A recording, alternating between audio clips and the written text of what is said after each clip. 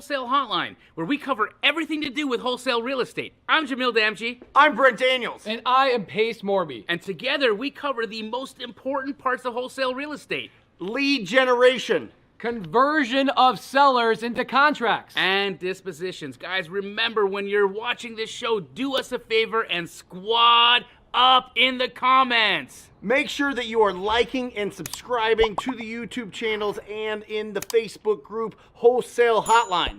Most important, we want to know we're doing a great job for you and helping you build your business. So go give us a review on iTunes and or Spotify. So squad up and enjoy the show!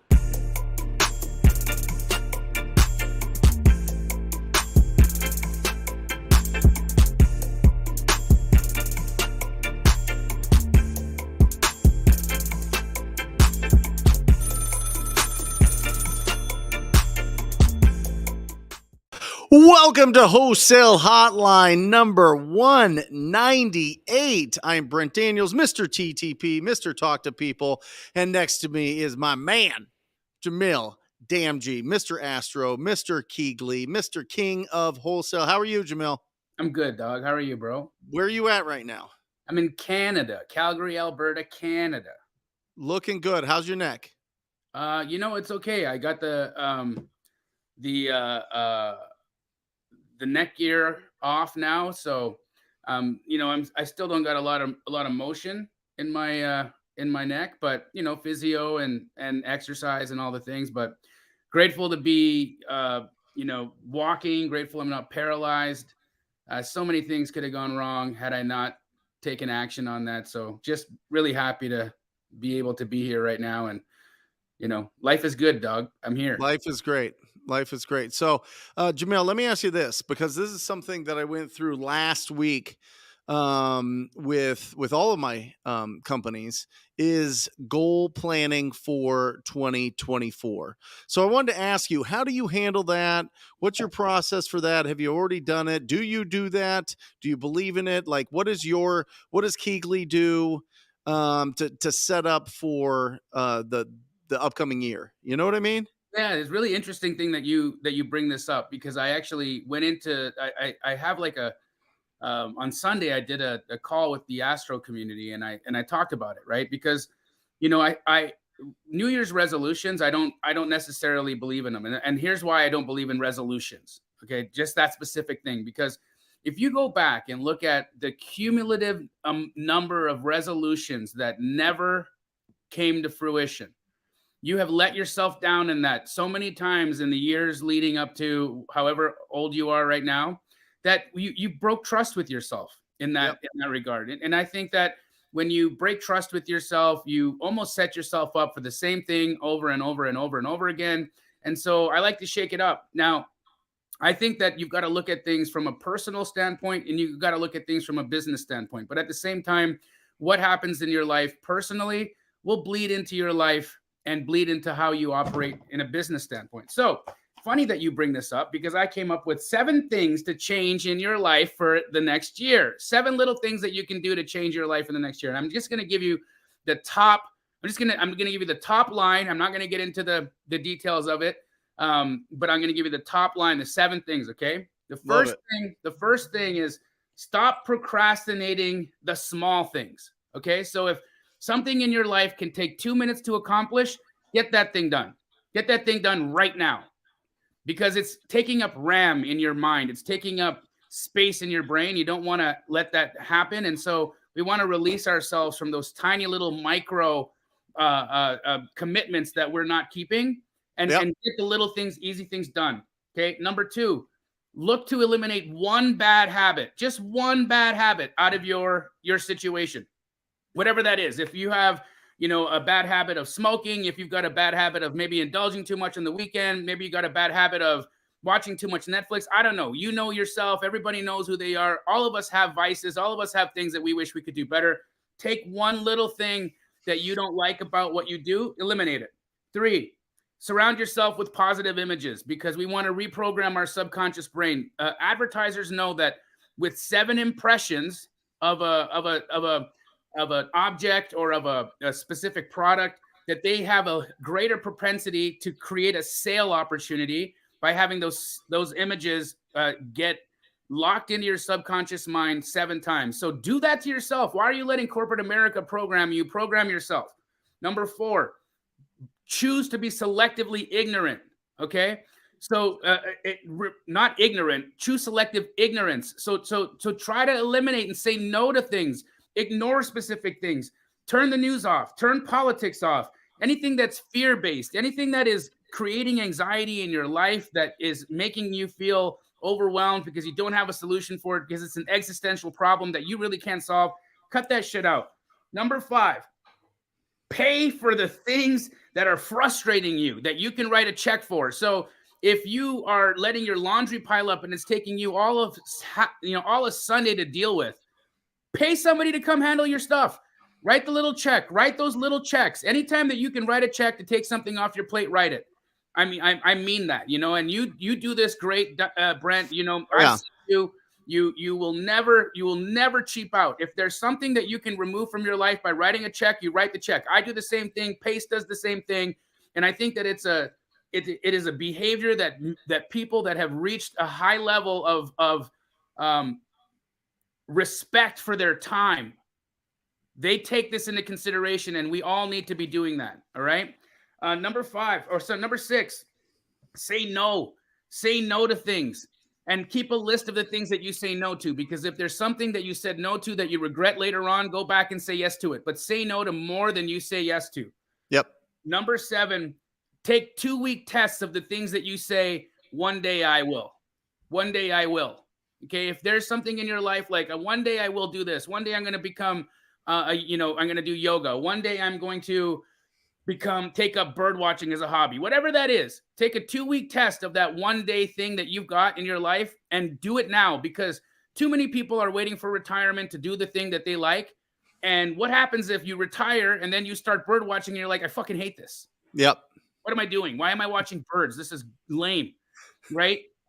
So I think that if you take little tests on yourself and you give yourself the opportunity to really do the thing that you keep pushing off to say one day, you will absolutely really live a much richer and fuller life. So those are the little 7 things that we talked about on Sunday. And I hope that, people can get a little bit of love from that and implement it into their life.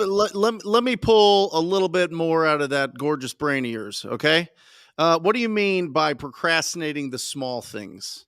All right. So if they're small, who cares? Right. Let's just, let's just ignore those. Sometimes the small things is like, your mom texted you. Yep. Or there was a wholesaler that wanted a comp, help on a comp that may turn into a JV opportunity, right? There's like little tiny things that we push off.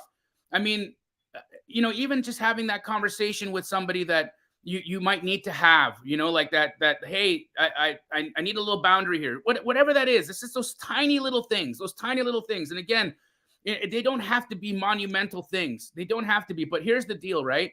Yeah, ignore stuff. I'm not saying don't ignore, because if you're getting bombarded with all kinds of information, ignore stuff. That's fine. But if it's taking your attention, it's taking your currency. And so don't let those little things start to add up, because they compound, man. Those little things, they compound. And at the end of the day, you've broken promises over and over and over again. And it's sitting there like open windows on your browser. Your computer runs slower. And the same thing is happening to the massive computer in your brain. You got all these little open windows that you can close up. You can close those little windows up and you can get rid of them. I love it. I always found in my experience, Jamil, that if I wanted to get rid of a bad habit or a negative habit, I had to replace it. Right? I had to replace it with something else.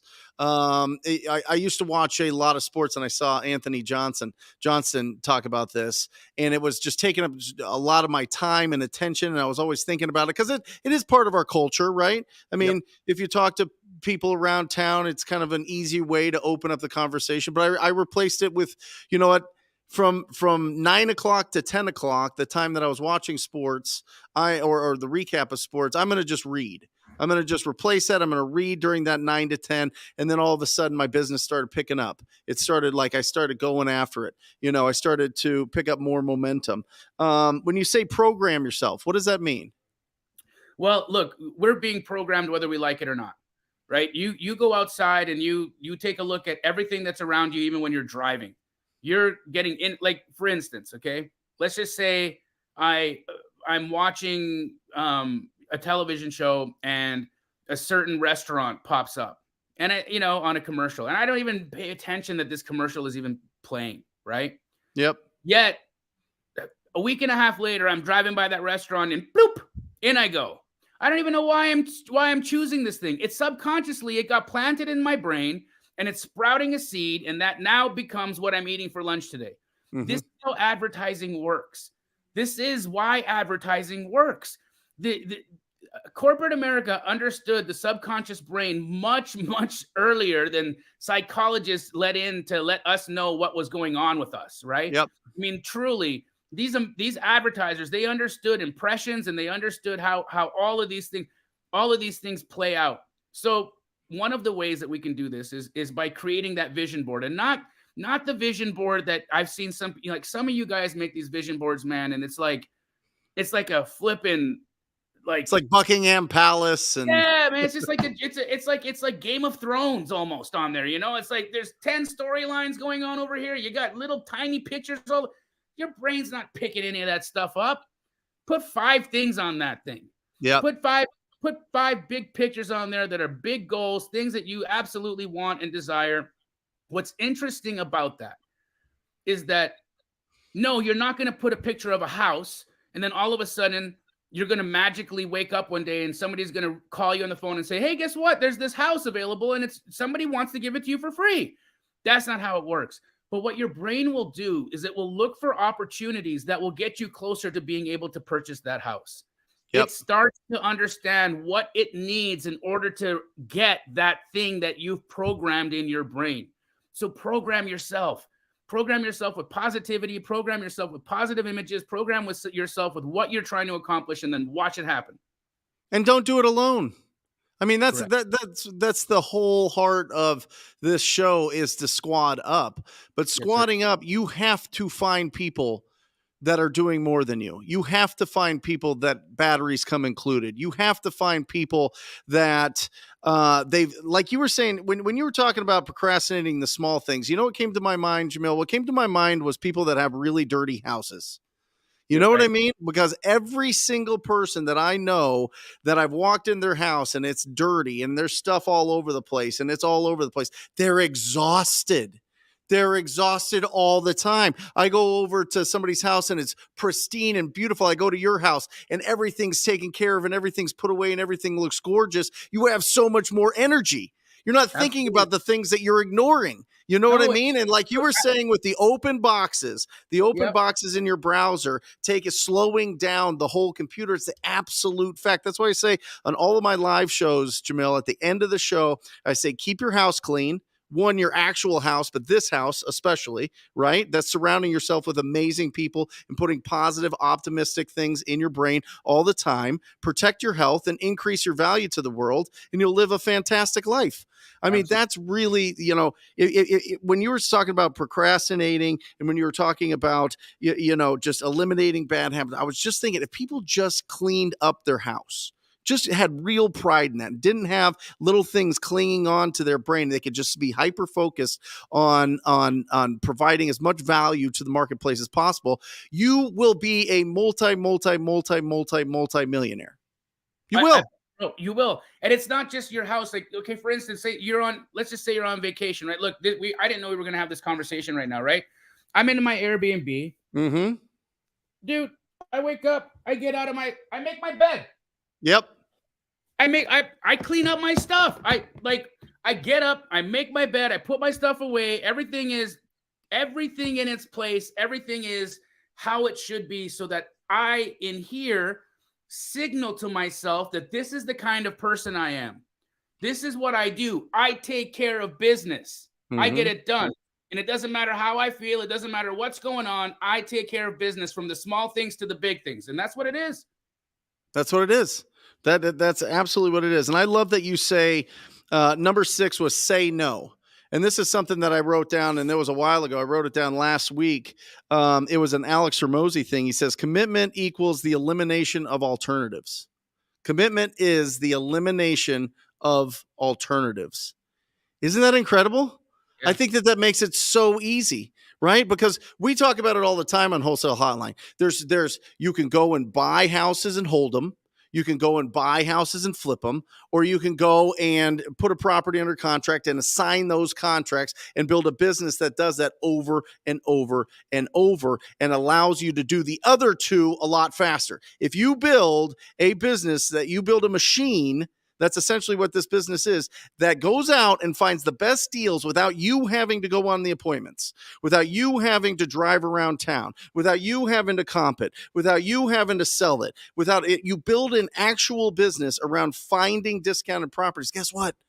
You have all the time in the world to cherry pick the best properties that you want to keep, the best properties that if you have a creative brain and you want to go and you want to do remodels and make something special and change, turn over a neighborhood that's getting gentrified and the older community is moving out and the younger people are coming in, and you want to be a part of that and you want to drive by a house all the time and be excited that you did that, your Right. design did that, great.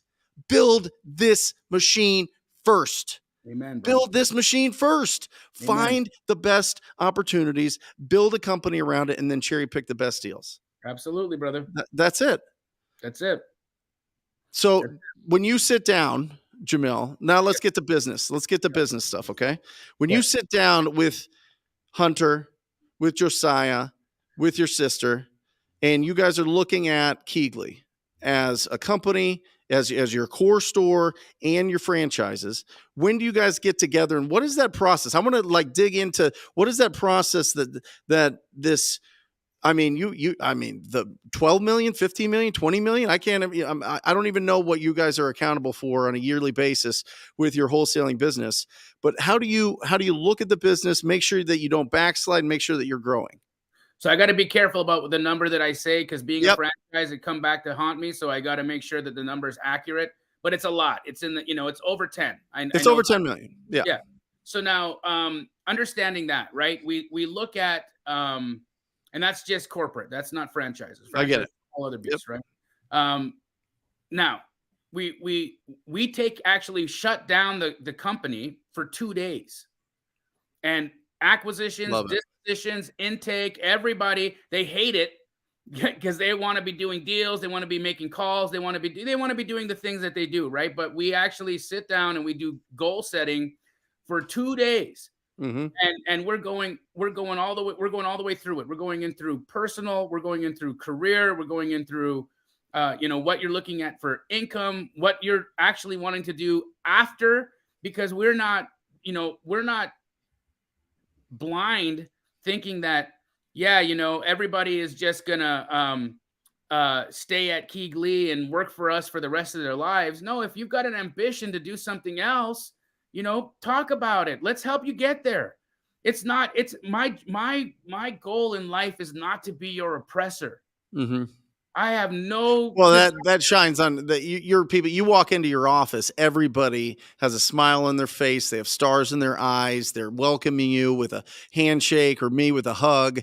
People are moving and shaking, but they acknowledge you when you come in. You know what I mean? This is not somewhere where people feel like, oh, this is really going to be a tough day today, and I got to get through this day and all that. And I don't want to work here, but I have to. Like, it's a volunteer position, and they love it. They choose it every single day. And you've had people there for years and years and years, unless they have decided to open up their own franchise. Right. It's really the only time that you guys that people decide to do something else, which is really interesting and powerful. So how in these 2 days of shutdown, you're doing it with the whole company? The whole company, man. The whole company. And it's powerful, man. We really go into it. We really dial in, and we get granular with it, because it's important to be specific. It's really important to have super specific sight on what you're trying to accomplish, because when you're a little vague, or when you're being vague means that you don't have a solid direction that you're going in. It means that, like, if I say, okay, I want something like this. Okay, well, that something like this could be in moving forward, but it could be going in all of these different directions moving forward, which is fine. But at the same time, what if I go this way and then I'm like, no, I'm going to go that way. And then I go, no, I'm going to go this way. And then I go, no, I'm going to turn that way. And then all of a sudden it takes you so much longer to get to that goal, right? So being super specific gives you direction. It gives you direction. And I way rather you have direction than have speed. Because there's so many people that have no direction and they got speed, but all they're doing is this. Really quickly. Moving in circles. Yeah. And you know, at the end of the day, I don't believe that's, well, we already know that's not getting you anywhere, right? Can I show you these? Can I show you the goal setting framework that I wanted to talk about here? It's just 7 steps, and it's something that we're going to be doing in the Rhino Tribe tomorrow. Absolutely. in our group call. But here's the goal setting framework, 7 steps here, Matt, if you'll just put that on there. I don't know if we can make that bigger. It's kind of there you go. Number 1 is decide what you want and be specific. There you go. Just like Jamil was saying, be specific. Write down the specific goal. Those 2 should be easy. We are visionaries, right? We are people that have that's all a business is a vision that you have for the future. So who do you want to serve? Who do you want to serve? That's really what it comes down to. And how much do you want to serve them? Go read. If you haven't read this book right here, The Go Giver, you need to read it and read it and read it and read it. Get it on Audible. You could probably download it for free if you have $0 in your Wells Fargo right now. Just get it. All right. Number 3 is set a date and deadlines. And this is really important, Jamil. I break things down into all the way to daily tasks. We do a daily review of everybody's actions in my business, from Ryan, acquisitions, Chad, my junior acquisition, Jeremy, my disposition manager, Jackie, my lead manager, all the cold callers, all the texters that we have, our pay-per-click company. Every single day is an end-of-day report. Every day. Okay. Did we win today? And then it goes week, month, quarter. All right. And then obviously the year. So we're really looking at that. And something interesting that people should understand about real estate. And this is a stat that I was told, I don't know, 2-3 years into the business. So this is probably 2007, 2008. 70% of your income will come in 2 quarters. 70% of your income will come in 2 quarters. All right. And I'd love to get the stats, Jamil, if you could find that somewhere in there. I mean, December this year is about to be it is going to go bananas, which is going to make this fourth quarter one of the biggest ever that we've had. But it's real important, because this is what happens, guys. What happens is, if you're in that 30% in those other quarters, all of a sudden you start getting wiggly. All of a sudden you start going, oh, this doesn't work. All of a sudden you go, oh, I need to start and add this to my business, or I need to add these people and make these hiring decisions and all of that. Just understand what's going on. Keep building your pipeline. Keep building your pipeline of opportunities. Make sure that you're doing your follow-up. Make sure you're over-communicating, and you will win. And there'll be more evening out, but 70% in 2 quarters. Next, write down all paths to hit the goal and your obstacles. Interesting. What is going to stop you? What stopped you this year? Right? This is in alignment with what you were saying, Jamil, when you're talking about eliminating bad habits. Yep. Bad habits aren't just smoking cigs and drinking and being on Netflix and being crazy and running around. There's a lot of bad habits that happen in business. A lot of bad habits. There's a ton of them, right? There's for instance, right? If you're the kind of person that you don't keep your word, let's just say that you don't keep your word all the time, right? You get a little shady sometimes. I've seen it happen in business with really good people. I've seen really good people do really weird things. Yep. When money gets involved and stress becomes a factor, I've seen really good people do really weird things, right? Yep. It doesn't make me say, hey, that's a bad guy, or that's, that person's, they're dead to me or anything like that. No, because we're human beings, man. Everybody's going to F up here and there. Yep. So you got to give everybody grace and give yourself grace at the same time. However, right, these bad habits, you don't have to conquer them all. And look, I say this, and I hope that everybody understand that, I've overcome a lot in my life. But when I first started on this path to wanting to create Keeglee, okay, I specifically remember that whole time, like vividly in my brain. And this is what I was facing at the time. I was an alcoholic. Okay. I had an addiction to prescription pain medicine. Okay. Mm-hmm. And these were two real things that I was dealing with. Yet I still had other things that kept me going, right? I was consistent. I believed in myself. I had knowledge, so I understood, and I had proof of concept that what I was doing was true and real and would actually work. Now, Yep. was I able to get to my level now without having to let go those negative habits? Absolutely not. I had to release them at some point. But I got to a level of maturity where I understood and I saw that these things no longer served me, and I was able to walk away from them. And it was easier to do. So please don't sit here and say, "Oh, I got to get rid of my bad habits. Oh, that means I got to be a perfect person before I do anything." No. Right. No. Take one little thing that's holding you back right now, whatever that thing is. And I'm going to say this. It's the thing that's holding you back from taking action. Okay, for instance, if you're only able to take action on the weekend, so you got Saturday available to you, but you get loaded every Friday night, Mm-hmm. and then you wake up on Saturday and you got a hangover, and you got, you're in a bad mood, and you're all these things, and then you don't feel like it, you're unmotivated. Okay, well then that habit is holding you back from doing the work you need to do on Saturday. Yep. So find the one habit that's holding you back from taking action and doing the thing that's going to help you move the needle. Well, and be around people that are doing this work. Like it's a lot easier to go and get loaded on a Friday and blow off Saturday if 15 people aren't there expecting you to be there to do work with them. You know what I mean? Like Sure. your business partners are like the most Puritan guys ever. You know what I mean? They don't drink, they don't do drugs, they don't do, they're great family people, very connected with their faith. You know what I mean? That all matters. I'm telling you, don't do this business alone. Don't do this life alone. If you want to do great things, find people that are doing great things and just start doing what they're doing.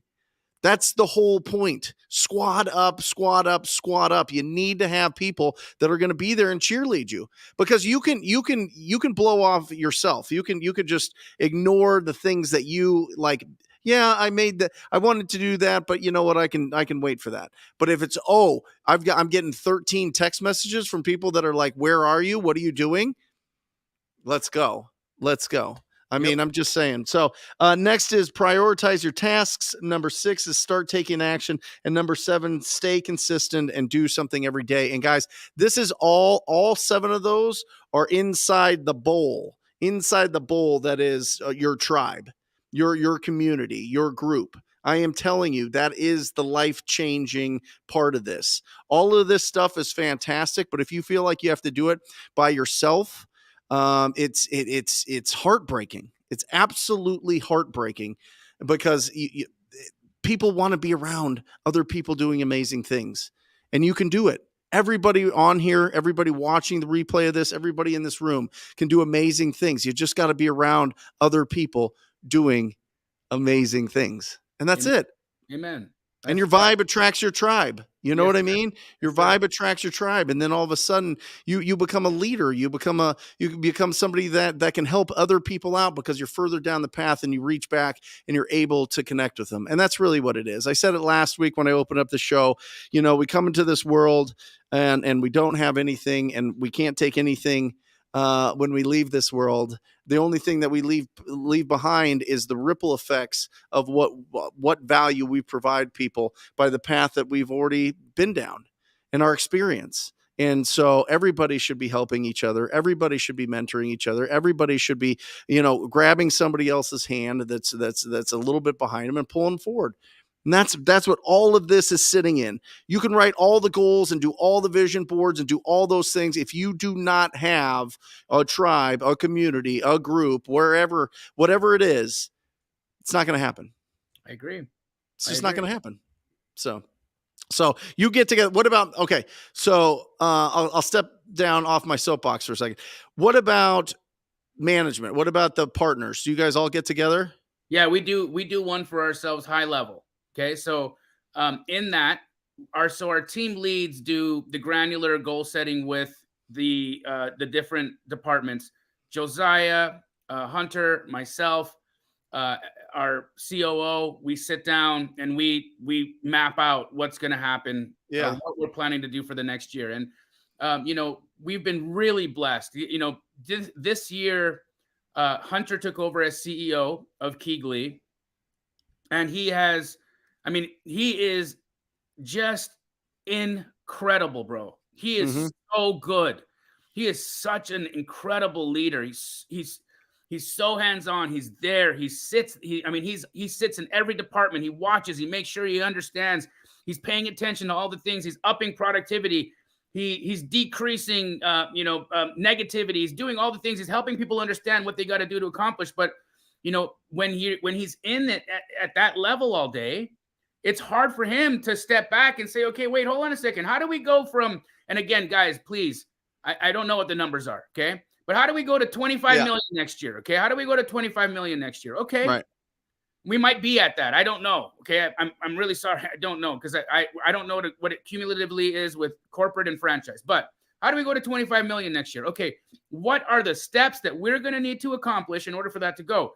The only way that we understand what those steps are is by looking at what we've just accomplished. And again, we're looking at what we just did, what we did in the last year. We're looking at two things. How do we increase efficiency? And then how do we increase our reach? How do we increase and do more business, right? Because there's two ways to make money. There's two ways to make money in your business. One is minimizing and reducing your expenses and your waste. And the other one is maximizing your output. Yep. Right? Now, minimizing waste costs you nothing. It actually it minimizing waste and stopping the bleeding in parts and areas where things are broken. That is absolutely, and funny enough, I did a YouTube video that just released on my channel today. I'd encourage everybody to go watch it. If you're thinking about scaling your businesses, go check that video that I dropped out today, because not all of you need to scale your businesses. Not all of you should be scaling your businesses. Some of you need to be small. Some of you need to stay nimble. Some of you need and will make way more money doing that. You have to really understand what you want out of what you're trying to accomplish. For me, guys, wasn't looking at making a wholesale operation. It didn't interest me to build a wholesale operation that made $100 grand a month, because I was already making $100 grand a month by myself. Yep. Right. Yep. So taking home $100 grand a month wasn't going to be like the big cheese for me. I wanted to build something that one day I could take an exit on. Yep. I wanted to build something that was going to be so big, so robust, so valuable that in 10 years, someone's going to stroke me a check for a few $100 million. I'm going to say, yeah, all the good things. So that's what it is. But when we're looking at that, now we're okay. So Hunter, Josiah, and I will sit there and say, okay, what is it? How many people are we going to need to hire? What market should we be going into? Where should we be focusing our attention and our efforts moving forward? Where should we open another corporate store? What is that going to cost us? How many people are we going to need to hire? Are we going to need to hire another manager? Who over in our management right now looks like, or who in our sales department looks like they could ascend into a management role and may enjoy it? And so we're strategically playing this chess game, moving pieces around and looking at the king as our target. And we don't leave goal setting until we've mapped out every step, every play, every position till checkmate. Mm-hmm. I love it. But Jamil, I mean, on the other side, I don't want a business that I can exit. I want something that I can just keep going and going and going. I have more of a Japanese businessman approach, right? Where this thing lasts for like 400 years. You know what I mean? It's just a different approach. And I will tell you this, guys, most people in our business cannot just build a franchise and go sell this, right? It's just, there's just, I mean, anybody can. Let me rephrase it. Anybody can. But not it's just the likelihood of it is far smaller than just building something that you can get a nice $40 to $60 to $100,000 a month passively, like I am, from my business without having to work in it. Build the machine, keep it really tight, keep it real efficient, and just keep it going and going and going and keep improving, certainly. But at this point, I don't have that thought of an exit.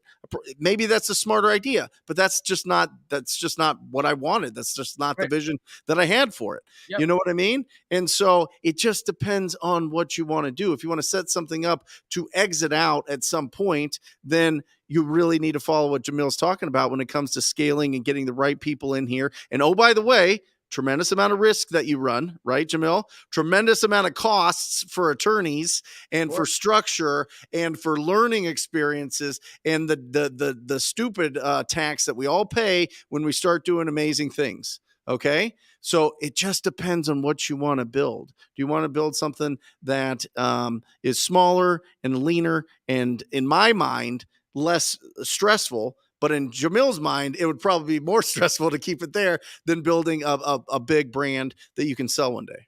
Absolutely, man. Absolutely. Dennis, did you have a question? Yeah. Hi, Jamil. He can't hear you. I can hear him. Yeah. Oh, okay.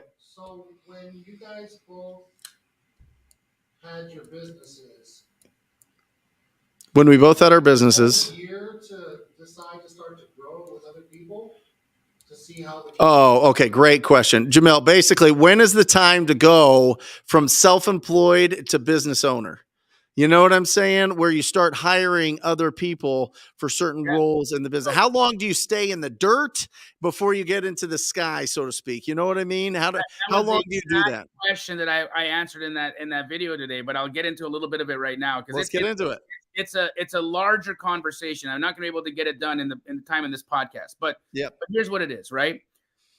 You first and foremost, you got to understand the positions in your business, and you got to look where the bottlenecks are. You got to see where are things in your business right now holding you back, holding time, because that's where you're going to hire first. That's where you're going to hire first. Second, it's not about going and then adding this lead generation and then adding this and then adding this and then adding this. No, it is about looking at what you've been doing that's been getting you successful to this point right now, and then understanding who are the key players that you need to bring in order for that to continue going at maybe 2x or 3x. Here's the issue. You will work very hard to find somebody to work as hard as you. Yep. It is very difficult. It is very difficult to get and find people who are going to be salaried or employees to come in and have the same level of commitment. Here's one of the things, Brent, that I think you've done really well is you've hired your best friends. Yep. Brent hired his best friends. And so the people who are in his wholesaling business, they're not dudes off the street. These are people he grew up with. These are people that love him, that he loves. And so when they come to the office, they understand that they're working for their best. They're working with their best friend. Like they give a crap what's going to happen that day. Yep. Right. And so the one of the things that you need to understand when you're about to make that decision is, I would say, first have 3 months, at minimum 3 months of expenses in your bank before you even think about making that decision. Okay. Secondly, make the decision on whether or not you really want to make that decision. Because as a solo guy, I know a lot, like Billy Bell, for instance, right? Yep. Oh, Billy Bell, phenomenal dude, right? This guy, he does it all on his own. He does it all on his own. He can go and he'll make $100,000 or whatever. And then he gets some babe to travel with him to Bali, and he hangs out for like 3 months on the beach. And then he comes back and does work again. I mean, look, that sounds like a pretty damn good life for Billy, right? Yep. Maybe that's what you want. You got to ask yourself what you want. Next, before you start hiring people again, look at your business right now and see where you're losing money. See where you're spending money. For instance, if you're JVing a lot right now, right? Say you're an acquisitions person and you're JVing a lot. Well, maybe it's time for you to start building your own buyers list so that you don't JV as many deals. Maybe you can keep more of your money and you don't need to even go hire somebody, and you could double your income by just not JVing as many of your deals. Maybe you JV just a few less deals so that you keep more of your money. Maybe that moves the needle for you enough for you to say, hey, I'm happy here. But if the decision to scale is what you need, then look at the thing that you did the first time, the button you pressed that gave you the treat. Okay.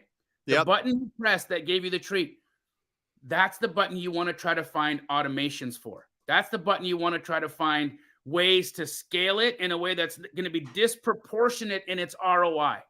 Disproportionate in its ROI. Because again, a human being is only going to be able to do so much. Maybe you're disorganized. Maybe you need a CRM more than you need an employee. Maybe you missed so many follow-ups this year that you could have done an additional 10 deals had you just had a CRM that allowed you to maintain your follow-up sequences so that you were doing more business. So like you really got to uncover all these things before you start making the decision to go hire, because I've seen this happen time and time again, my friend. Person makes $60,000. Okay. They think the world of themselves. They're like, my goodness, I got $60,000 in the bank. I've never, ever had that much money in my bank. And if I could do it, anybody could do it. So I'm going to go and hire some people. I'm going to go hire some people, and I'm going to, show them what I'm going to do. And then I'm going to do it. And then they're going to do it. And I'm going to sit back and I'm going to manage. And you know what happens?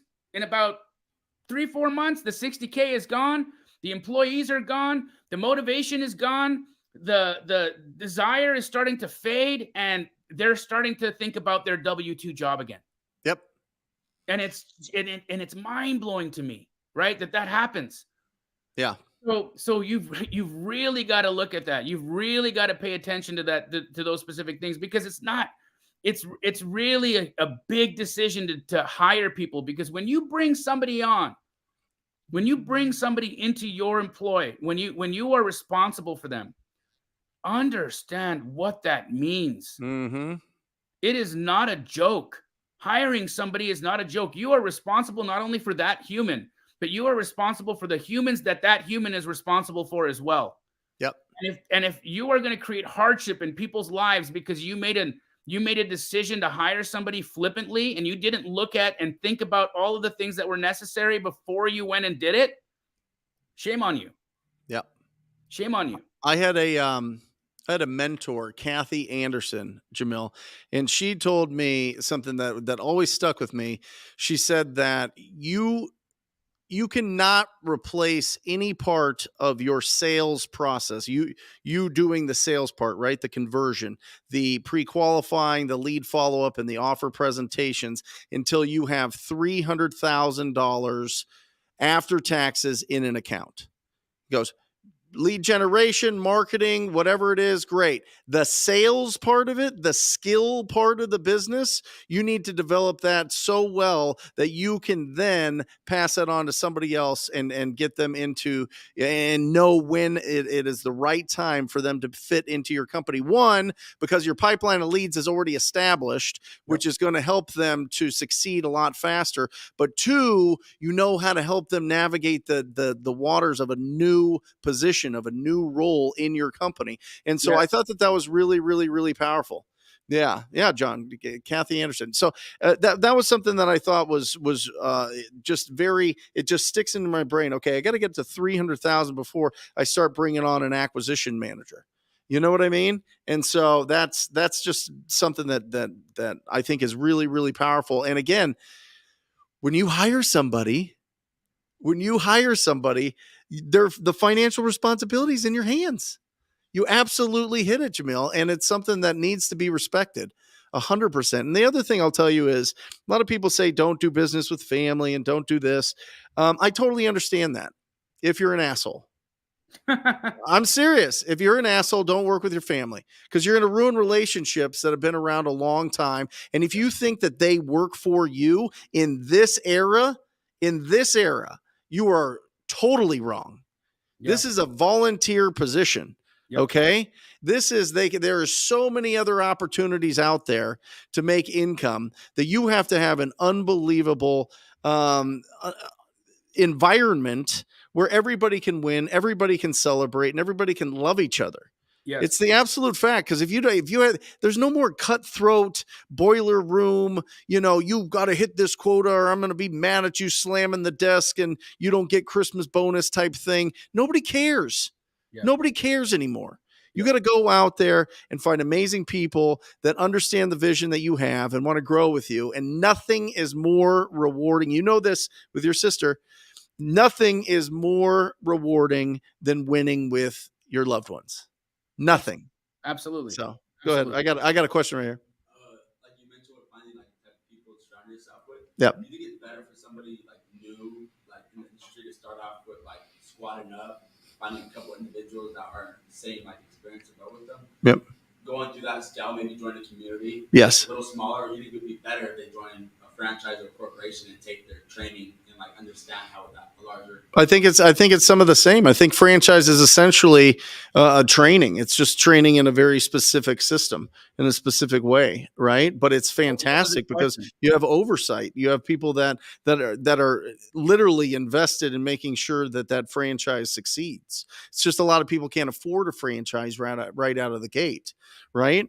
And so I think that, yeah, getting into a community, getting into mentorship, finding people, guys, whether that's Jamil, whether that's me, whether that's Pace, whether that's Jerry, whether that's somebody that's down the street at your local RIA, whether it's the uncle that you know that does real estate deals, whether it's anybody. I mean, just find somebody that has experience in this, because everything that you want is already in somebody else's brain. It's already in somebody else's experience. And questions are the pickaxe. That's a Tim Ferriss thing. I'm not a big Tim Ferriss fan, but that's a great quote. Everything we want is in somebody else's brain, and questions are the pickaxe to get at them. So yeah, I think that. What do you think, Jamil? A franchise right away, or mentorship right away? What do you think? Or just find a community, or Yeah, I mean, it really just depends on your financial capabilities. It depends on your commitment. I don't recommend somebody just jump in and buy a franchise. I think that's you've got to know if you even want to do the business. You got to know if you can even handle this business. You got to understand if you love this business or if it's not for you, right? And so I think it's really important to come in and join a community, see what the vibe is, see who the players are, see what it's all about. Test your hand at it, get an understanding of what the fundamentals and the basics are, and then you can decide what option you want to take. If a franchise makes sense for you, phenomenal. If a community makes sense for you, phenomenal. Whatever it is, just like Brent said earlier, don't do it alone, right? Don't do it alone, because there are incredible communities out there. I mean, looking at the Rhino, Subto, Astro communities, how we all interact and love on each other and work with each other. I mean, bro, this never happened in the history of real estate and in the history of wholesaling and creative finance. This kind of collaborative effect and approach between people, where you have the leadership asking and helping you guys connect with each other and working with each other for the success of the entire crew, has never happened. And look at what we've watched happen. Look at what we've watched. Look at the success. How many Astros are doing deals with Rhinos? How many Astros are every doing day sub-twos? How many sub-twos are doing deals with Rhinos? It's happening over and over and over and over again. Yep. Well, listen, and before that's how powerful this business is, Jamil. I always think back to this. I remember my experience 2004 to like 2016, really. Yep. And it was all this like kind of secretive kind of, hey, if you find something, let me help you through it, and I'll make it, I'll help you get the deal done type of thing, and not real instruction. And it was because it's so powerful. This business is so bananas that people held on to it till like 2016 and didn't tell anybody about it until podcasts came around, before people figured out that you could go on YouTube. And then like everybody got inspired to go out there and share their experience and share their journey, and to go, before it was like, you have to, we're going to get you into a seminar. And then at that seminar, we're going to sell you this $40,000 thing that's going to change your whole financial future, which is basically, hey, go call people that own ugly houses. That was it. That was the whole $40,000 training. And you got a CRM that costs $10 a month. What was super funny about a lot of those is it was like, hey, and we're going to look, you pay us $40,000 and we're going to help you find the money. Listen. Oh yeah. We know people that will lend you 100% of the purchase price. That was always it. Now, you know what? Interest rate's going to be high, but it's a great deal. So all you got to do is write us that check for $60,000, and we're going to make all those introductions for you. Then you Yep. Google hard money lender, and there they are. There they are. There they are. I was shocked. The first time I talked to Chris Iman, he's like, yeah, I'll lend 100% on any deals. I was like, what? He's like, yeah, because I know it'll be this amount. And I was like, oh my gosh, what is happening here? This is incredible. Transactional funding. That was always the carrot, right, Jamil? It was always the carrot that was kind of thrown out there is you don't have the money, but we know people that do. So don't worry, bring your deals here and we'll get it done. That's how it started for my first 3 deals. Right. It was like, yeah, bring me that deal. And I would look at the closing statement, and my investor wasn't on anywhere to be seen except for one little line that said assignment fee. And then it had all the money that they were making, and it literally transformed my entire professional life. And that was it. Then I realized finding great opportunities is 1, something that I could do over and over and over. 2, I could build a whole business around it. And 3, I don't have to own a ton of rentals. I don't have to do fix and flip. I've done it all. I've owned a bunch of rentals. I've done a bunch of fix and flip. And I will tell you, that was the most stressful in my entire adult life that I've ever been, was flips and rentals. It was. And now I get to go into this little groove that is called wholesaling, and I get to make a tremendous amount of money, and I can find opportunities to lend on deals, lend on my own deals if I want to close on it, lend on buddies deals. I want to do these flips and do these things where they need to cash out and do their Airbnbs and live that life. Great. Go live your life. I'm going to be the bank. I'm going to own this business and make an absolute fortune doing it. That's how crazy this is. Yep. Go ahead. Guys, throw your questions in the chat. A lot of you are here. People are asking, how do I call in? You must be new, Lena. Wholesale Hotline, it began when people used to call in, but with the chat functionality here of YouTube and whatnot, you can type your question into the chat. Brent and I will be happy to answer your questions. And guys, make sure that you guys are connecting with each other in the chat as well. So throw your questions in there. We'd love to answer. That's it. We got another question here. Yep. Oh.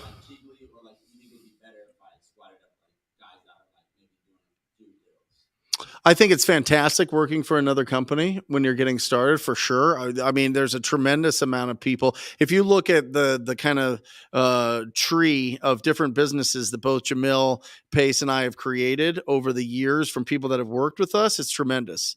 So there's a great Billy Bell, he was just talking about it, was my acquisition manager. So, I mean, it just... it's a great opportunity to learn and grow, especially if you can get an apprenticeship at something like that. Even if you guys are in college, just working at a company and just doing some things and seeing how deals actually happen. It's incredible because it removes all the mystery from it. And then all of a sudden, when mystery's not there anymore and you understand the process, you're like, oh, you get more confidence that you can do it yourself. What did Pace say last week? He said, people muddy the water so you don't know how deep it is. Yeah. And right. I mean, bro, that I can't forget that because when you do intern or you do, apprentice or you do go work for a company, you actually get to see how clear the water is. You get to see exactly what to do. Yep. And when you get to see how clear the water is, you know how deep it is, you know what's floating around down there, you know if there's a, danger, you know if it's clear, you know if there's something you're going to step on, if there's a jellyfish, whatever it is, you get to see it. Right. And so I think that that's an incredible way to get started in the business, especially if you're not really self-motivated or if you have a hard time, staying accountable or doing the thing that you need to do over and over and over again. If that's just hard, because look, at the end of the day, many of us had a W-2 job, right? How many of us did our best every day at our W-2 job? If you did your best every day in your W-2 job, write W-2 in the chat. And if you didn't do your best every day, write W-10 in the chat. I just want to see how many of you guys, W-2. Yeah. How many of you guys just kind of, dialed it in all day long? Yeah. Yep. Lots of W-2s. So, bro, you know what I mean? People don't do their best at their W-2 jobs. It's just not what people do. They dial it in. They tend to dial it in. But here's the kicker. when only reason why you didn't you dialed it in is because you saw that there was no potential for you there. You saw that there was no growth opportunity for you there. Right. You saw that there was nothing at the end of that job other than a paycheck.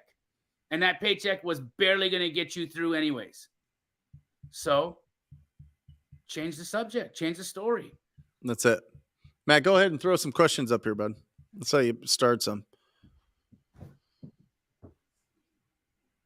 Doesn't matter. Just pick them and we'll go. Percy C, how important is it to have underwriting, transaction coordination, disposition, acquisition separate instead of trying to merge all of it together? Jamil? Well, I mean, I'm interested to understand how you would merge all of it together. To be honest with you, Percy, It's called yourself. It's called solopreneur. Yeah, if you're solo, then of course you're going to be underwriting, doing TC work, dispo work, acquisition work, all of those things. But if you're building your business, it's not you're very rarely going to have that happen, right? You're typically going to have underwriting as a part of your business. You may have acquisitions, people, disposition, and when you're small too, maybe you hire one person, and that one person that you hire will have to do all of these things as well. I don't think you actually start to separate these. Sorry, I don't think you start to separate these until you have reached a level of scale, or you're trying to reach a level of scale that that is going to allow for you to hire 10 different people, right? You may not need to do that. For instance, I mean, look, Pace has the transactional fund. The transaction coordinator army that they're building right now, right? It's phenomenal. It's fantastic. You know, for me, TC work, especially when I was getting started, it was the bane of my existence, bro. Yep. Because I'd be out doing my work, making calls, looking at houses, all the things, and then all of a sudden I had to sign a contract. I had to get this thing done, and it was terribly difficult. It was terribly difficult to accomplish, and I wish that I had a transaction coordinator that I could pay per file that would just get the stuff done for me, right? But now there's companies that do it, right? And so you don't necessarily need to merge it all together, Percy. I think that I don't think you need to separate it right out the start. I think in the beginning it's going to be very fluid. People are going to wear many hats. They're going to wear many hats, and then once you make the decision that you want to build something that's going to be fairly robust and large, that's when you're going to start separating things. What are your thoughts? Percy, number one, find your tribe. That's it. Number one, find your tribe, because that takes care of most of these things. Number two is get proof of concept. And proof of concept means that you have to generate leads. So focus on the hunt, focus on the actual income producing part of this business here. I mean, it's going to be in the acquisitions and the disposition, right? Because disposition is how you actually turn the opportunity into income. But number one is find your tribe. Number two is get proof of concept. Proof of concept is going to come from you going out there and getting leads, finding opportunities, and then having a pipeline of those opportunities to start closing all the time. And then you start growing from there. But most of this is going to be taken care of by your squad.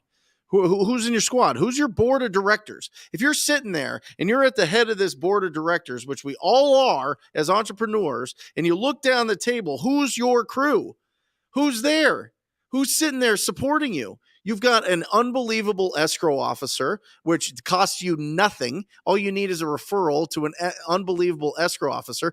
Jamil talks about it all the time with Fidelity Title, and they do title talk every single week or whatever. And so just connect with a really great escrow officer. They're going to handle most of your transaction coordination. They might even handle your disposition if you're smart about it. Or you go to Keegley. You know what I mean? So really, when you're just starting out, it's not all these things that you have to focus on. Our job is to get in front of property owners that, one, they have potential built into that property. Yep. Potential is they have equity, and the property is probably in some sort of, there's some sort of motivation, whether it be a financial motivation, whether it be the condition is the motivation, or whether it be emotional motivation there. They want to trade price for speed and convenience. That's it. All we're doing all day is looking for property owners that want to trade price for speed and convenience, and they have potential. That's it. And then you go and you talk to them and you make offers. That's it. That is the whole part of all of this, Percy. All of this big question in here is all built right there in the core when you're starting out, is just build up your pipeline and leads. And as long as you have those, that your squad, your group that's going to support you. But Brent, I don't know anybody in this business. None of my friends do this. I'm only 18. This is the social era. You literally right now, you could find your board of directors during this show. That's the whole point of this show. This is the whole heart and soul of the show, is squad up. Build your board of directors right here. Right here. This is how you build your board of directors. And then start finding referrals for all the other stuff. And as long as you are putting in the work, hunting for opportunities, showing people that batteries come included with you, they will want to be around you. Yep. Awesome. Great stuff. I love Daniels. Here we go. Linda, go ahead. You want to read it? Yeah. Linda asked, I had a similar question. What is the youngest age to legally start wholesaling? My son is young, but is very interested. So, Linda, here's what it is, right? He's probably going to need, he can start whenever he wants, but he's going to need an adult to sign contracts for him. Right. And so, that's it. You're just going to need to be available for him to sign the contracts. And so if you're going to be available to sign the contracts with him, there's no problem with your son beginning to wholesale at a young age. Personally, I have my one business partner, Hunter, when I got together with Hunter, was 17 years old. Yep. 17 years old. And he's a multimillionaire now. Andy Wrong, my business partner in the Astro Blaster, 17 years old. The kid makes $50,000 to a couple $100,000 a month. I mean, he's killing it. He's 17. Swayam, he's on the call right now. He's in the chat right now. This guy's he's next to New Delhi, India. This guy's he's living in India, and he's 17 years old. He's just about to turn 18. This guy's doing 5 deals a month from flipping India. And he did it underaged, and it was all easy to do with just a little bit of help. So please, Linda, don't discourage your son. One of the things that if you've got a son right now that's motivated and interested in something like this, kiss that boy's head and encourage him, because I'm telling you, if he's got that kind of mind right now, what he's going to be able to accomplish in the next 5-10 years of his life is going to set your entire family up for generations. Linda. So you absolutely encourage that and get him started. And if you need help, send me a DM. I'll connect you with all the youngsters that I had worked with, and they'll tell you exactly what steps they had to do to make it work. Listen, the most powerful people are effective communicators. It's just a fact. But I don't know how to be an effective communicator. You have to communicate. You know what I mean? You have to actually have conversations with people. And listen, I love that you brought up Hunter. Hunter didn't get on the phone at all. You could not get him on the phone. Everything was done over DMs. Yep. Text and DMs and text. He would do everything over DMs and text. You know why? So, yeah.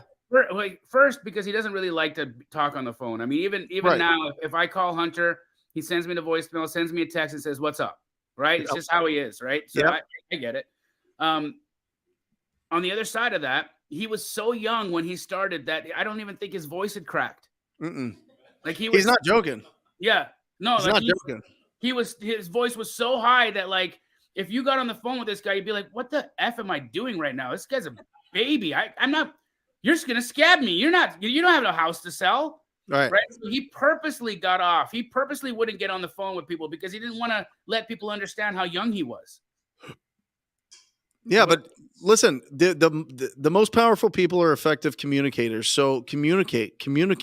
And part of that is a couple of years ago, I had being loud as my theme of the year. Like this, you got to turn your camera into a tool. I mean, your phone into a tool. You got to turn the camera around and document what you're doing. You have to show that you have conviction in this business. All right. Either that or make some posts about it if you don't want to be on camera or whatever else. But this is what business people do in this era. This is how you blow up in this era. This is how you find unbelievable opportunities and unbelievable people that want to work with you in this era, is to turn it around and document what you're doing and have wild enthusiasm and conviction. And I'm telling you, you will be a better communicator. I remember the first time I did a Facebook Live, I think I went to the bathroom like 15 times beforehand. I was so nervous. My gut was all watery. I was kind of like, oh gosh, is my hair okay? Am I going to be stupid? Is it going to sound ridiculous? This is going to be awful. And now now you stand up here for hours and hours and hours and do it. But listen, it's going to be tough the first time, but just keep going through, be as loud as possible and learn how to effectively communicate. And if you can learn how to effectively communicate with motivated property owners, that is a skill nobody can take from you. And that's a skill that is in the core of your business. Or if you learn how to communicate effectively with other wholesalers and investors to sell their deals, whatever it is, who is your client? Who are you serving, and how well are you serving them? And I'm just telling you, the most powerful people are the most are the greatest communicators. Yep. And you don't have to be wildly articulate and be on stage at like Harvard University and give some sort of thesis, right? You don't have to do that type of thing. We're talking about asking very basic questions to property owners, right? We're talking about finding out the condition of their property, their timeline to sell that property, why they want to sell it, and how much they want. Literally, if you master four things, four pillars that you need to understand, you are unstoppable if you do it enough. Yep. If you do it enough. Condition, timeline, motivation, price. Condition. Great. Can you tell me a little bit about the property? Whoa, there it is right there. Oh, fantastic. Okay, great. We can usually close in 2 weeks to 30 days. Does that work for you? Whoa, timeline. All right, there we go. You know what I mean? And usually when you ask about the condition and the timeline, they actually give you the motivation. Yeah, they tell you why they want to go. They tell you why they want to sell it. I want to sell it yesterday because my sister's been we're dealing with this situation right now, Jamil. The sister's been living in the house for 3 years. She is now, she was selling fentanyl out of it and having a bunch of people come into this nice neighborhood. Not great, but a North Phoenix, blue collar type neighborhood. And the whole neighborhood is in an uproar. There's cops sitting outside. People deal with this all the time. It's our job to communicate with them and find out. But the first time we talked about the condition of the property, guess what he told us about? The sister selling fentanyl out of the house and why he wants to sell it. That's it. And then you figure out the price and you're rocking and rolling, guys. You don't have to learn every single crazy technique if you want to learn how to find great deals. Did you buy the property? I did. I'm curious about fentanyl because I wonder, is there any kind of like mitigation that you need to do? Because I know it's a highly, it's a very powerful drug, and people typically they manufacture it in their properties as well as sell it because they're made in homes, right? And so, yep. Was there anything that did you have to do a clandestine drug laboratory kind of disclosure? Was there anything? We're going through it now. We're going through it right now. We went to try to get her out last Friday. I went with Ryan, my acquisition manager, just to see what was going on here. And we kind of got her going. And then she's like, you can't kick me out of the house. I've been here 9 years and you want me out in 45 days. And I was like, we own the property. You know what I mean? And so we have to go through the judicial process. Got it. Judicial process. And so that'll take 30 to 45 days. And she doesn't care. Yeah.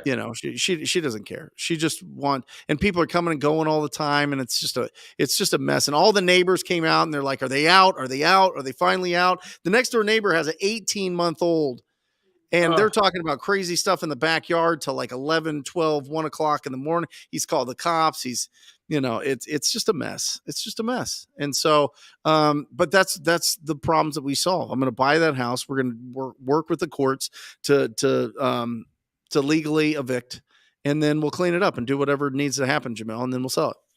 Awesome. Or we'll sell it to somebody at a discounted price and they can clean it up. Yeah. Whatever it is. I mean, I'm probably not going to clean it up, but somebody will. Yeah. Good for you, bro. That's a great buy. I bought a meth lab once before. It was one of the best purchases we made, of course, we did some mitigation in it. But what we did is we actually did the mitigation on the meth lab, and then we wholesaled it so that we could give it a clean stamp for that person.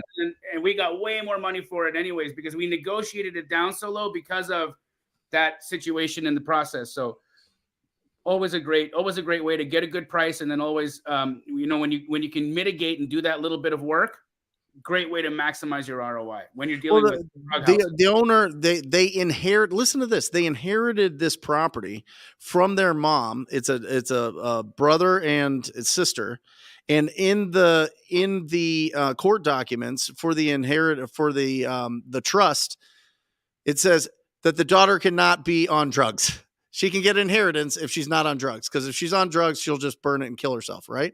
And so she's out. The brother had it, let her stay there 3 years. It's been a while since the mother had passed. And now he was just like, you know what? I can't afford to evict her. I can't afford to keep this property up. The whole neighborhood. He lives down the street. He lives literally 5 houses down. And all the neighborhood is just swarming on him and being like, what are you doing? Get your sister out of here. And he's like, I can't. I don't know what to do. So then we come in. There you go. There you go. Next question, Matt. Elizabeth, when do you need to look at buy and hold for tax benefits? How much do you make before you look for tax savings? That's really interesting. And let me just set the table here so that you all understand. When you buy a property, even if you get advanced depreciation, accelerated depreciation, right?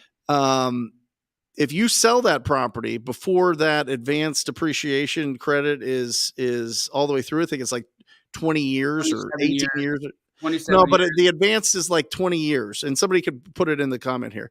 But if you sell it, you have to pay it back. Okay, that's number one. So you have to own these properties for a really long time. You need to buy 8 times the value in real estate to have 100% of your income covered.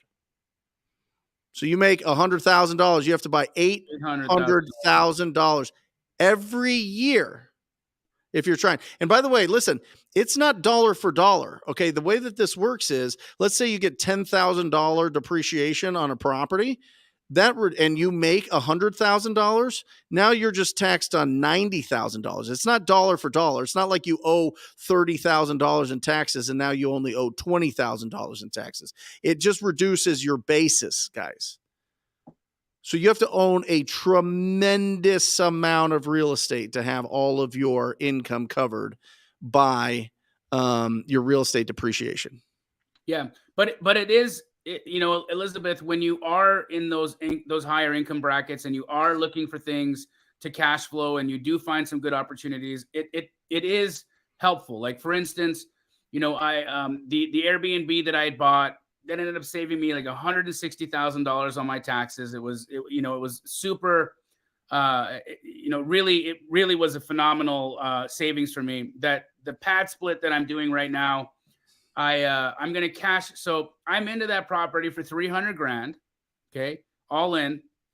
I am going to cash flow $60,000 a year on that $300,000.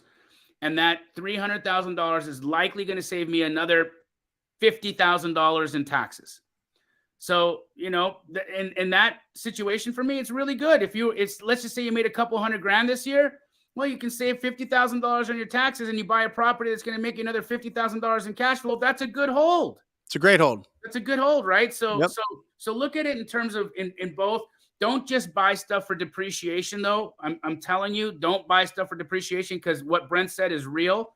If you're buying it only for depreciation, eventually you're going to stop appreciating the depreciation that you got, and you're going to say, I need to get these crackheads out of here, or whatever the heck's going on. And it's just going to be too much. Sorry. And you're going to sell it, and then you're going to have to pay the recapture. And then all of that is going to come falling on you. You're going to be like, that was pointless. So just be careful. Speak to it. We're not tax professionals, by the way, guys, just disclosure here. Speak to your accountant.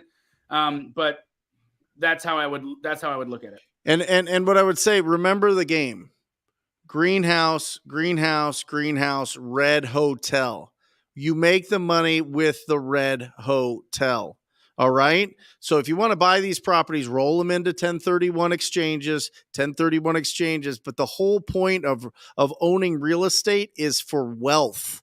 It's not to make you rich. Flipping properties and flipping contracts will make you rich. Okay. All that cash flow that you think that you're getting, that's going to cover all of your expenses, like the rich dad, poor dad type of, model there. It's not coming until you get the big hotel, the red hotel. And that could be a big apartment complex, big commercial property, whatever it is, right? That is a commercial property, but that's the goal.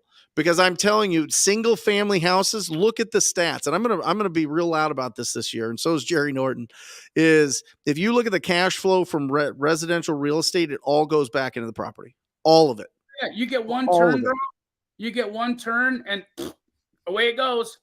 Well, one turn, people not paying, the fact that every 10 years, the interior of properties design changes. So people are like, so if you're going to own single family houses, pay them off as fast as you can and hold them for a long time, a long time. But don't think that you're going to get into a creative deal where it's going to get you the cash flow to where you get a bunch of those and then you don't work anymore. It's not going to happen. It's all going back into those properties. And the government knows that. And that's why the government gives you, they give you the depreciation, because they don't want to handle that. They don't want to deal with that. They don't want to deal with it because like properties are living, breathing things. They need upkeep. So just understand that. Ooh, Daniel Quijano, what up, DQ? My man. Question, and I'll try to do it in his. He's got the best voice, man. He's got like that, that. Yeah, he does. Yeah. I have a question. It's because he has 7 wiener dogs. How did you guys? 9 or something? What is it? Yeah, he does. He has like 7 dachshunds. Oh, does he really? Yeah. Are they Yorkies? Oh, maybe they're Yorkies. Daniel, if you're on here, correct us, please. But I think they're like 7. Yeah, he travels in like a motorhome. Amazing. All right. His question is, how did you guys overcome the limited thinking of hiding information? Ooh, what made you guys feel comfortable sharing everything with people the way that you do? How does someone overcome scarcity? They're Yorkies, by the way. Great flipping question. Great question. Look, at the end of the day, right?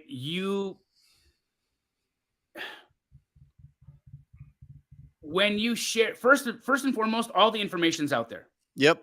All the information's out there. So either you're going to give it to somebody or they're going to find it from somebody or they're going to figure it out, right? Everything is already out there. Everything has been said. There is so much information. There's so many people that people can learn from. So feeling like you have some secret sauce or you've got this like secret thing that nobody knows about, it's not true. Second, when you change the energy from competitiveness to collaboration, you actually create this synergy that makes you like, if you are like going to go to level 10, and if say Brent's going to go to level 10, you think if we put ourselves together that we'll go to level 20, but that's not actually what happens. If I'm going level 10 and Brent's going level 10, you put us together, we get to 40. Yep. And it's this increasing thing. Elena Cardone talks about it all the time about the Clydesdales, right? They got these Clydesdales that they can only go so fast, on a 1, and then you add a second one, they can only go so fast. But when you bring them together, they have this effect where they go so much faster, so much farther, and they can do so much more. That's what we are like as human beings. And the more that you collaborate, the actual more business you'll do, and the more opportunities will flow to you as well. I believe, and again, this is more, I would say, a philosophical response right now that I'm going to share with you. But I truly believe that the way to receive is to give. Yep. If you want to receive more in life, That's you it. have to give more in life. And don't just give away the little stuff. Don't give away the little stuff because it's meaningless. It's meaningless when you give away the little stuff because it wasn't important to you. It didn't move you. It didn't create anything in you where it made you feel like there was value that you gave away. When you give away something that is important to you, something that has been beneficial to you, something that has helped you win, when you give that away to somebody, what you're telling the universe, what you're telling God, and what you're telling yourself is that you live in an abundant world, and that you are not worried where the next meal is coming from. You are not worried about where the next deal is coming from. You are so in tune and you are so faithful that God will provide and the universe will provide and that you will be provided for, that there is no reason that you should withhold or keep this secret or keep this strategy or keep this lesson. And I truly believe that when you live in that energy, incredible things happen. I'm going to tell you a quick story and I'll pass it to you, Brent. Yep. There was a moment when Pace and I started collaborating. Okay. There was a Pace was incredible, right? He was always introducing me to people and vice versa. Like really, really great dude, really phenomenal guy. And because we were around each other so much, we're like, people are like, yeah, it's Pace and Jamil, la la la la la la. So then, of course, people that are in my world, they just naturally call him as well, right? So one day I remember I was driving and somebody that I would normally do a lot of deals with, I gave him a call and I said, hey, bro, I haven't heard from you in a minute. You got anything I can help you out with? He's like, oh, no problem, bro. I've been doing a lot of deals with Pace lately. It's all good. We're awesome. We're making lots of money. Everything's awesome. And I was like, oh, that's phenomenal. Pace is great. Love you. Love him. That's absolutely incredible. And I remember when I hung up the phone and I had this moment where I was like, today is an actual pivotal day for me. Today, I'm going to make the decision on whether or not I'm going to allow myself to say, hey, wait, maybe I should kind of scale back how much I hang out with this guy because I'm starting to lose business. For real. I get it. I made a pivotal decision that day where I said to myself, I am not ever going to honor that energy. I love my brother. I want him to make as much money as he can possibly make in the world. And I know that I'm always going to be provided for. I'm always going to have as many opportunities. And you know what, bro, not even the next couple of days, phone rings, it's Pace. He's like, hey, bro, I want to introduce you to these 10 home investors. And they all want to use you for dispositions. It's like, I didn't tell him. I didn't tell Pace that situation happened. I didn't tell Pace that this is a thought that I had. He had no idea. But in natural reciprocity, homeboy picks up the phone, calls me and says, I want to introduce you to these 10 home investors. You can help them do dispo. And I made hundreds of thousands of dollars with those guys. And if I had let that scarcity gremlin in my head drive the car for me that day and make the decision for me that day, and look at what happened to Pace and I's relationship afterwards. Look at where we went and where we're continuing to go. I would have stifled one of the most incredible collaborations in the history of this business had I listened to the scarcity gremlin in my head. So, that's my experience. What about you, bro? It's the only thing that's left over. Cars go, houses go, things go, but changing the trajectory, the financial trajectory of families' lives last. You know what I mean? Like that's I have the fortune every single week, 2 times a week, to interview people on the Wholesaling Inc. podcast. And whether they're part of the Rhino Tribe or outside of the tribe or whatever, and just knowing that just having that interview is going to help somebody, or interviewing somebody that has been in my world and they've succeeded and they had no money. They had no prospects. They had no experience. They don't even live in this country, or they do live in this country, or, they do business from their computer or whatever else. And they're just changing their mindset about what business is and what finances are and what wealth is. That's the most rewarding thing in the world. I mean, that's what lasts. If you talk about impact, if you talk about you want to have an impactful life, you want to have an intentional life where you go out there and you're not You're not greedily holding on to certain things so that other people can't have it. And you're just letting it all, be open and sharing every part of the process. The amount of confidence that you have to have, personal confidence, to be able to do that is a different level. It's just a different level. You have a lot of confidence knowing that you can keep growing in your business and keep growing on your path and keep growing on your journey. But two, you get to have the impact of helping other people out that maybe you'll never meet.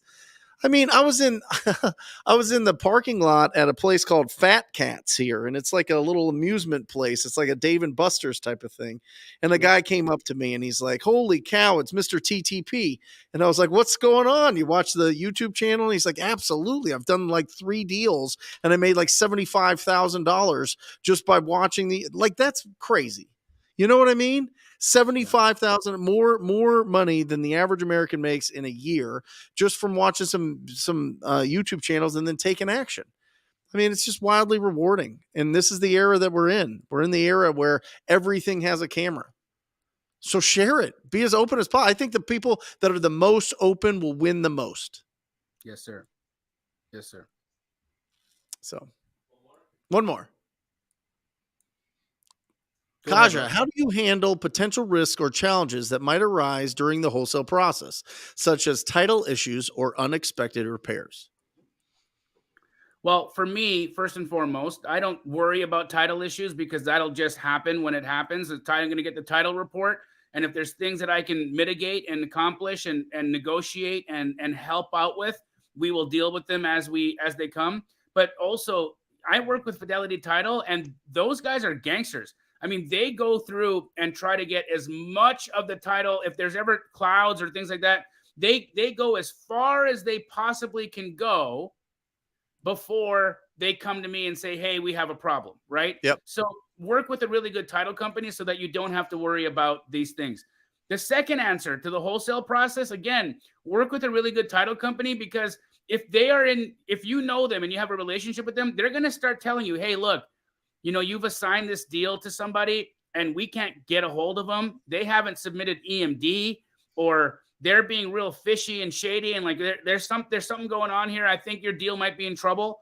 That's very important. But the other side of that as well, Kaja, is you have to take responsibility for continuing to nurture the deal across the finish line. Yep.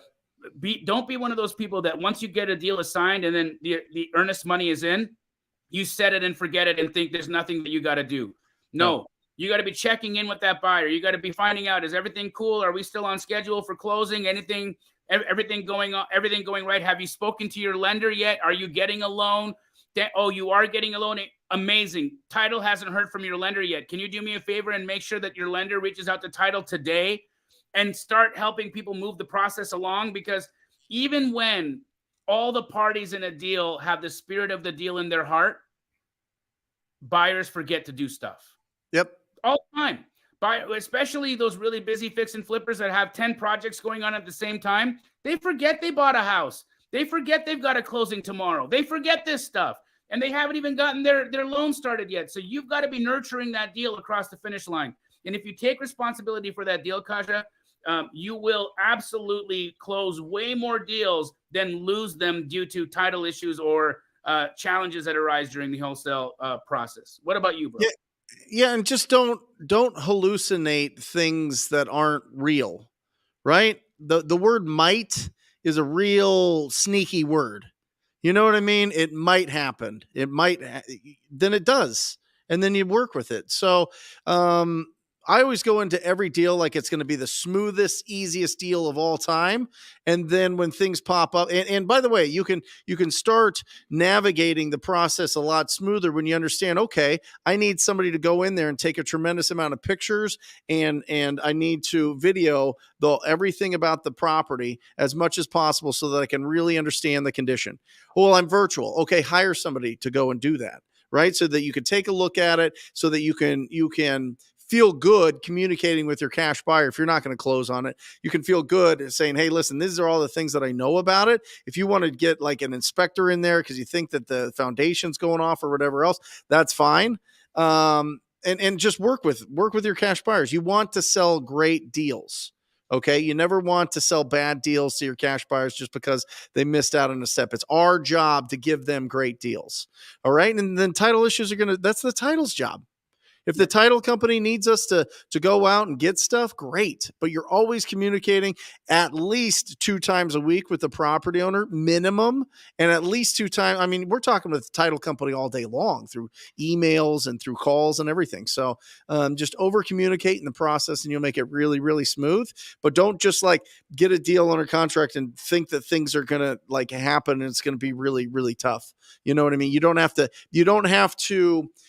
make the process really difficult to justify the income that you make in this business. That's the piece there. I think a lot of people think that it needs to be harder. Yes. Like, wait, hold on a second. I can't be able to make $30,000 on this and this be that simple. Yep. So you feel because of the money you're making that it's got to be more difficult than it is, but it's not the case. It's just not the case.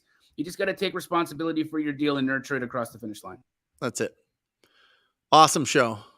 Yeah, man. Great time hanging out with you. Pace had another engagement, guys. He regrets not being here, but he sends his love and his encouragement and wants everybody to kill it. To the rest of you, man, we're almost at episode 200. 200, man. We are 1 episode away from episode 200. I am so grateful that we've had this incredible run and we'll continue to have many, many, many more hundreds of episodes, God willing. And I'm really it's incredible what Wholesale Hotline has done for so many people.